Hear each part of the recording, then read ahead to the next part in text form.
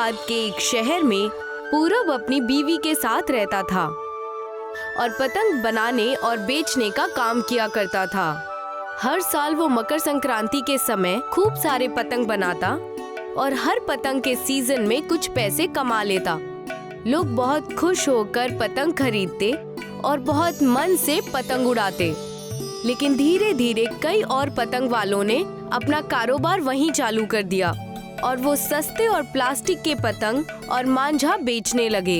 ये दूसरे लोगों के पतंग के कारोबार से हमारा बहुत नुकसान हो रहा है। लगता है अब पतंग का कारखाना बंद करके हमें कुछ और ही करना होगा। क्या आप भी? अभी धंधा मंदा चल रहा है। इसका ये मतलब नहीं कि हम अच्छे व्यापारी नहीं हैं। वक्त के साथ सब ठीक हो जाएगा। हमें कुछ और वक्त इंतजार कर लेना चाहिए। पूजा की बातों को सुनकर पूरब शांत हो जाता है। उनके पड़ोस में ही सुमेश और रमेश दो भाई रहते थे। देखा देखी करके उन्होंने भी अपने पतंग की दुकान खोल ली थी। इस बार हम पतंग और सस्ती और बेहतरीन बेचेंगे। बस आप प्लास्टिक वाले मांझे मंगवा लीजिए। हम इस कारोबार से बहुत पैसे कमाएंगे और शहर छोड़ देंगे। छोटे तो फिक्र मत कर, मैं इसे संभाल लूंगा।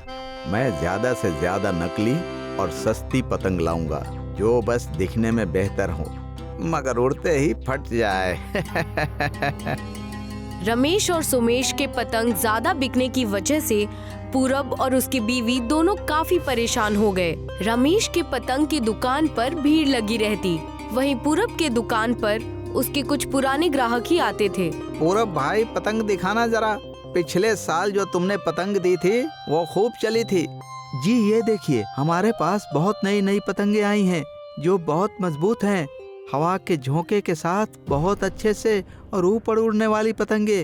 भाई पतंग तो अच्छी है मगर दिखने में नहीं। आजकल फैशन का जमाना आ गया। आप वही पुराने पतंग लेकर बैठे हैं। तभी वहाँ पर उस आदमी का दोस्त आ जाता है। अरे तू यहाँ क्या कर रहा है? चल सामने वाली दुकान पर चला जा। वहाँ चलकर देखते हैं क्या बेहतरीन पतंगे हैं, बहुत नए नए डिजाइन के।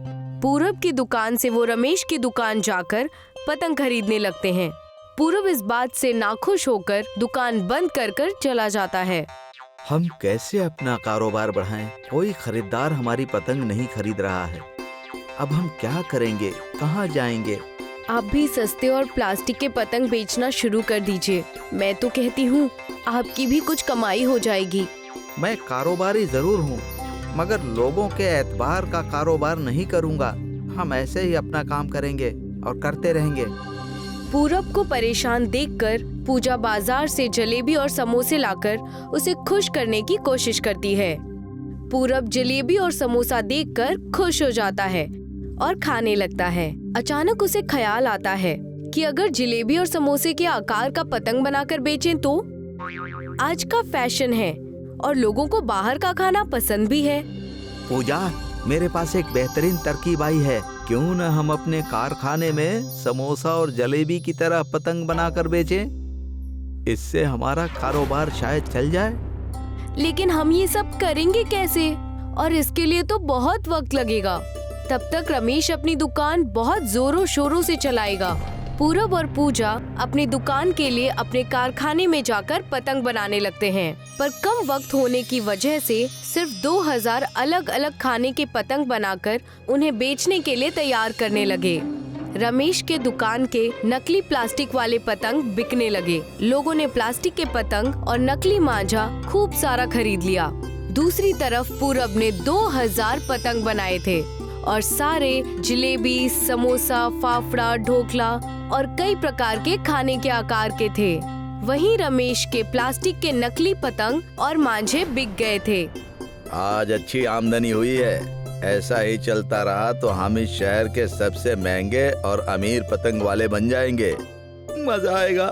पतंग बेचने के मामले में हमारे आसपास भी कोई नहीं है।